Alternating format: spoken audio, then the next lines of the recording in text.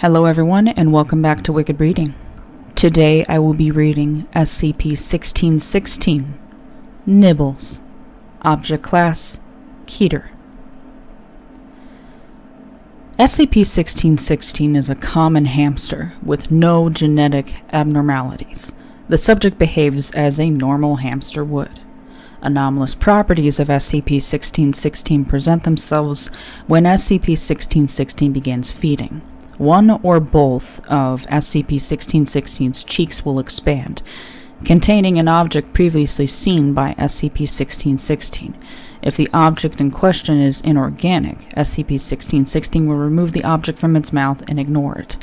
Similar feeding has been observed for most organic materials save for wood, which SCP-1616 will not completely consume but return to and nibble like a common hamster would for dental upkeep.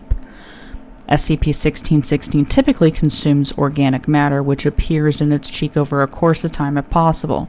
SCP-1616 has been observed producing carrots, hamster feed, candy, and substantial amounts of flesh from its cheeks.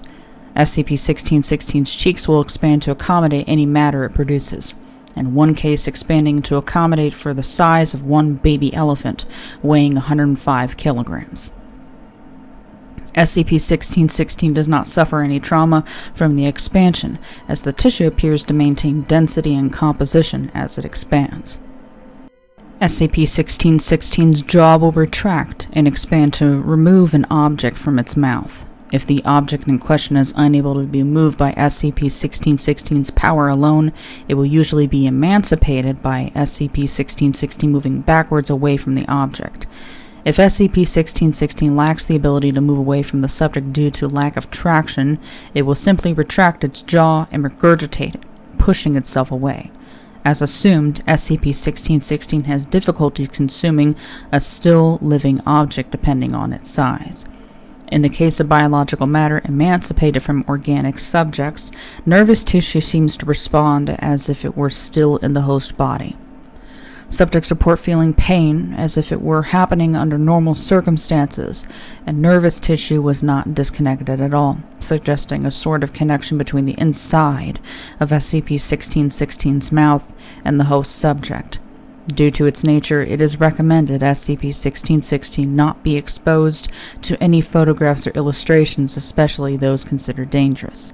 It is not confirmed whether or not SCP-1616's feeding process will be harmful or successful to SCP-1616 with hazardous objects. SCP-1616 will emancipate small portions of matter from the cell wall, or its entirety at any given time. This occurrence is more likely if the object is disturbed. Special Containment Procedures. SCP-1616 is contained in a ventilated 60 by 30 by 30 centimeter cage lined with small grates on the bottom for waste materials. The area containing the cage is to be monitored at all times for possible breaches in the integrity of the wall of the cage and should be kept lit as dimly as possible. In the case of containment breach, a hatch is to be released connected to the feeding grate at the bottom of SCP-1616's cage, releasing it into an identical cage beneath. A backup cage should be kept ready at all times. Sustenance is placed in the cage automatically in daily intervals by means of a small feeding chute. This chute should be readjusted in the case of a minor breach of the cage. At no time is SCP-1616 allowed to view photographs or illustrations. As of testing event 1616-T3, no test subjects with tattoos are permitted to enter the area.